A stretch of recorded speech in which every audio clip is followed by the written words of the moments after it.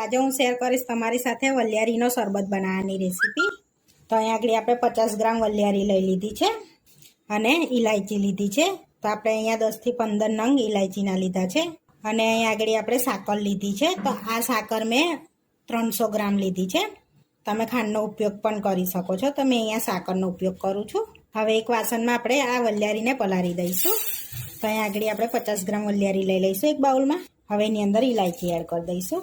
હવે એની અંદર સહેજ ગરમ પાણી એડ કરીને આપણે એને 2 થી 3 કલાક માટે પલાળી દઈશું। તો અહીંયા વલિયારી ડૂબે ને એટલું પાણી આપણે એડ કરી દઈશું અંદર। તો હવે આપણે એને ઢાંકીને 2 થી 3 કલાક માટે રવા દઈશું, જેથી સરસ આપણી વલિયારી ફૂલી જશે। 3 થી 4 કલાક થઈ ગયા છે, તો સરસ વલિયારી અને ઇલાયચી પલળી ગયા છે। તો તમારી પાસે ટાઈમ હોય તો તમે ઓવરનાઇટ માટે પણ પલાળી શકો છો।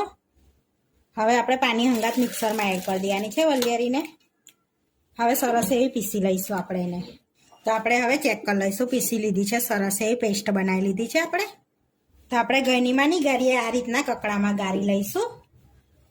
તો આ રીતે બધી પેસ્ટ એડ કરી દઈશું આપણે।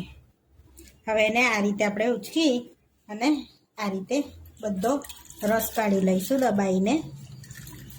આ રીતનો આપણે રસ કાઢી લીધો છે, આ રીતનો ફ્રાય કરી દીધી છે વલિયારીને આ રીતનો। હવે આપણે પેન લઈ લઈશું, એમાં આપણે સાકર એડ કરી દઈશું। હવે એની અંદર 1 કપ આપણે પાણી એડ કરીશું। તો આપણે હલાવતા જઈશું ને પહેલાં આપણે સાકરને ઓગાળી લઈશું। તો આપણે એકતાની ચાસણી નથી કરવાની, આપણે આને ચીપચીપી ખાલી કરવાની છે। આપણે બધી ખાંડ ઓગળી ગઈ છે, તો હવે જે રસ કાઢ્યો છે ને આપણે વલિયારીનો એ એડ કરી દઈશું અંદર। આ રીતે બધો જ હવે મિક્સ કરી લઈશું અને ધીમા તાપે એને પણ ઉકળવા દઈશું। સરસ એવો ઠીક થોડોક થશે અને ચીપચીપો થાય ને ત્યાં સુધી આપણે તારની ચાસણી બાસની નથી કરવાની। તો ઉનાળાની સિઝનમાં આ રીતે તમે બનાવીને સ્ટોર કરી શકો છો રસ, આ રીતનો વલિયારીનો। તો ઉનાળાની ગરમી શરૂ થાય ને તો આ રીતે બનાવીને તમે ફ્રીજમાં મૂકી રાખો છો। હવે જે આની પર વ્હાઈટ થાય છે એને આપણે કાઢી લઈશું, બધું આ રીતનું સફેદ જે દેખાય છે ને એવું। તો આ રીતે આપણે પ્લેટમાં બધું કાઢી લેવાનું છે, આ રીતનું જે એને એડ નથી કરવાનું, એટલે ઉપરથી આપણે બધું આ રીતનું લઈ લઈશું। હવે આપણે એની અંદર 2 ટેબલ સ્પૂન જેટલો ગ્રીન ફૂડ કલર એડ કરીશું। તો એ ટોટલી ઓપ્શનલ છે, ગ્રીન ફૂડ કલર એડ કરવો તો સરસ એવો કલર પણ આવશે અંદર।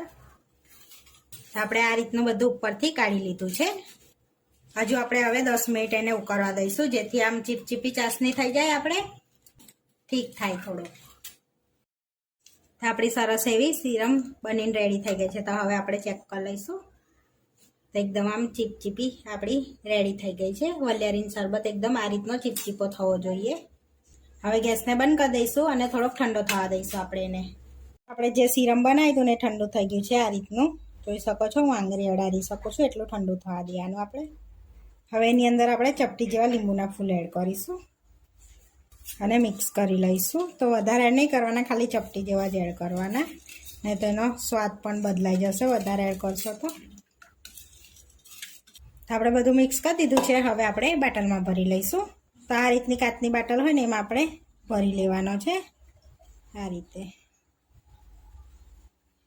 તો આ રીતે તમે ભરીને સ્ટોર પણ કરી શકો છો। તો તમે બહાર સ્ટોર કરશો તો 3 મહિના ચાલશે અને ફ્રીજમાં સ્ટોર કરશો તો આખું વર્ષ ચાલશે। આ એનો શરબત બનાવી લઈશું। આ શરબતને સર્વ કરવા માટે 1 ચમચી તકમરિયા પલાળીશું આપણે। તો થોડુંક પાણી એડ કરી દઈશું, મિક્સ કરીને 10 થી 15 મિનિટ માટે સરસ પલળી જશે। તકમરિયા આપણે સાઈડમાં રાખીશું, પલળવા દઈશું 10 મિનિટ માટે। 10 થી 15 મિનિટમાં આપણા તકમરિયા પણ પલળી ગયા છે। તો હવે આપણે સર્વ કરી લઈશું શરબતને। હવે જે આપણે શરબત બનાવ્યો હતો ને એ લઈ લઈશું। તો 2 થી 3 ચમચી જેવો એડ કરીશું આપણે શરબતને। થોડો મરી પાવડર એડ કરીશું, થોડું સંચર એડ કરીશું। હવે ચપટી ચાટ મસાલો એડ કરીશું, જેથી ફ્લેવર બહુ સરસ આવશે અંદર, ટેસ્ટ એકદમ। ફુદીનાના પાન આ રીતે આપણે ઝીણા ઝીણા કટ કરીને એડ કરીશું, આ રીતે તોડીને હાથથી। 1 ચમચી લીંબુનો રસ એડ કરીશું આપણે, આઈસ ક્યુબ એડ કરીશું આપણે, ઠંડુ પાણી એડ કરીશું આપણે, લીંબુની સ્લાઈસ લગાડીશું આ રીતે આપણે એની પર। એટલે સર્વ કરે એ રીતનું આપણે સર્વ કરીશું. તકમરી એડ કરીશું 1 ચમચી જેવા આ રીતે. હવે એને પણ મિક્સ કરી લઈશું આ રીતે. તો આપણે વલિયારીનો શરબત બનીને રેડી થઈ ગયો છે. તો તમારા ઘરે અચાનક મહેમાન આવી જાય તો આ રીતે તમે બનાવીને પણ શરબતને આપી શકો છો, સર્વ કરી શકો છો.